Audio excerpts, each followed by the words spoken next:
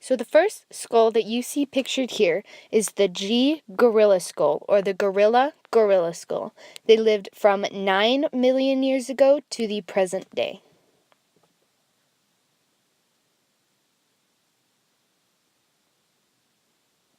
The next skull that you see here is the A. boise skull, and it lived from 2.5 million years ago to 1.2 million years ago.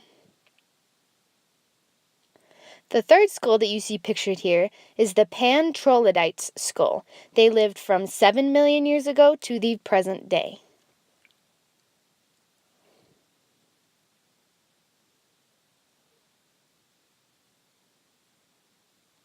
The next skull that you see here is the A. africanus skull. It lived from 4 million years ago to 2.8 million years ago. The next skull that you see here is the Homo habilis skull. It lived from 2 million years ago to 1.5 million years ago.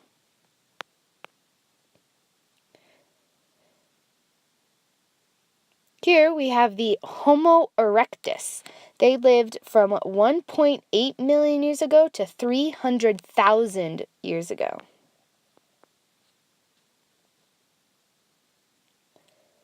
And the next skull here is the Homo neanderthals. They lived from 300,000 years ago to 30,000 years ago.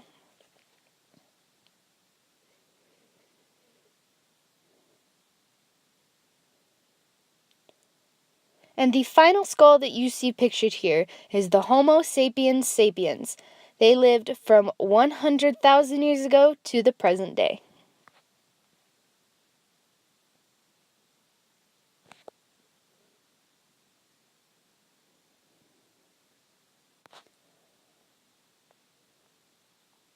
When you look at all of these hominid skulls laid out on this cladogram, there's one thing that all of them have in common and none of them lack. This is teeth.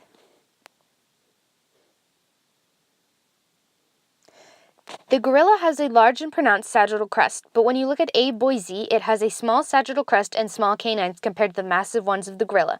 This is because the gorilla had a large sagittal crest in order to allow their strong cheekbones to chew things like tough bark. There was a change in diet from the gorilla to A. boise, so boise no longer needed the sagittal crest and large canines to help it break down food. When you look at the Pan-Troglodytes, you can see that it, along with all the other hominid skulls to the right, no longer possess a sagittal crest. This was due to another change in the diet of these hominids. The A. africanus skull started to possess a diverging dental arcade, and this was due to the fact that these hominids started to eat more food that required them to chew more, so they needed larger molars in order to do just this. Homo habilis experienced an increase in brain case size. This is because the Homo habilis had a larger cerebrum, which leads to a larger brain case. Homo habilis was believed to be the first hominid to manipulate stone tools due to the increased size in its brain.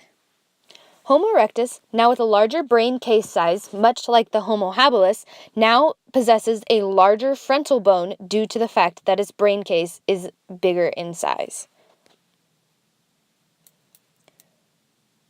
The Homo neanderthals had much larger brains than the other hominids had.